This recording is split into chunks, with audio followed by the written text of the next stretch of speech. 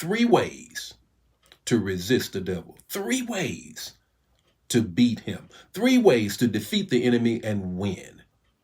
It's the text, the talk, and the takeaway. I'm going to give you the text.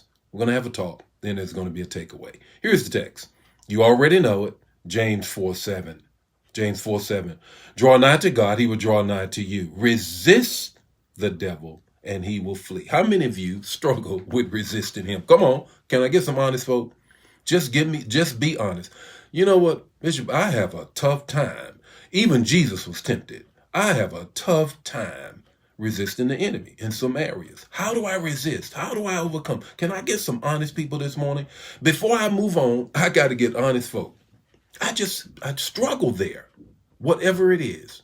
Well, I want you to know a couple things before we get into the talk of it. Let me give you the context of it. Here is James, the proverbial writer of the New Testament. He writes in little tweetable statements, and it's just little trinkets of truth. And he says, resist the devil. Hey, but James, I need a strategy. Here is the strategy that I want to give you. Remember, one, that you're in warfare. And warfare is fought certain ways where you guarantee a win. Now, Sun Tzu is the Chinese warrior who came up with this strategy of how to defeat the enemy. Ever since thousands of years ago, he brought this strategy up. No matter the army or the country, they use these three things. One is you have to understand and know your enemy. Two is you do not have to fight to defeat your enemy.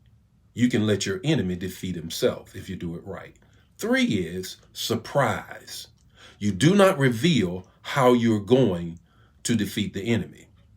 Now, I want you to think about that strategy. Let me give you the three things as to how you use that strategy with respect to defeating the devil and being able to resist and win. Understand Satan is going to come at you in three ways. He's going to attack your past. He's going to attack your past. Put that in the note in the chat area. He's going to attack your past. And this is how he comes at you. Shoulda, woulda, coulda. Shoulda, woulda, coulda. If only. If I had. Regret. That's one of his tactics. He's going to come at your past. He's going to remind you of what you did, how you didn't do it, how you failed. We know that. And then when he comes at you in that particular way, know that God has already forgiven you. Wait a minute, Satan, look, I've been forgiven of that. That's behind me. I am not in that situation now. So understand, he's going to come at you in a particular way. And that first way he's going to come at you is bring up your past. And what you tell him, God has already forgiven me. Second thing is this. He's going to attack your present. He's going to attack right now in your present. Now, what you're currently doing, he's going to come and attack that. And what you need to grab a hold of, plead the blood. God, I'm going into your throne room. I am in the throne room and I'm pleading the blood over my current situation. I'm pleading the blood of Jesus. For I know that is greater is he that is in me than he that is in the world. I know that I'm the head and not the tail. I know that I'm at the front of the line and not the back of the line. I know that I am the righteousness of God. I know that I am the apple of the eye. Do you get what I'm saying? You have to speak that in your present, the present tense of your situation. He's going after your past. He's coming at your present situation. You already guessed it. He's going to attack your future. He's going to attack your future. Know how he's coming. If you know how he's coming, you can defeat it.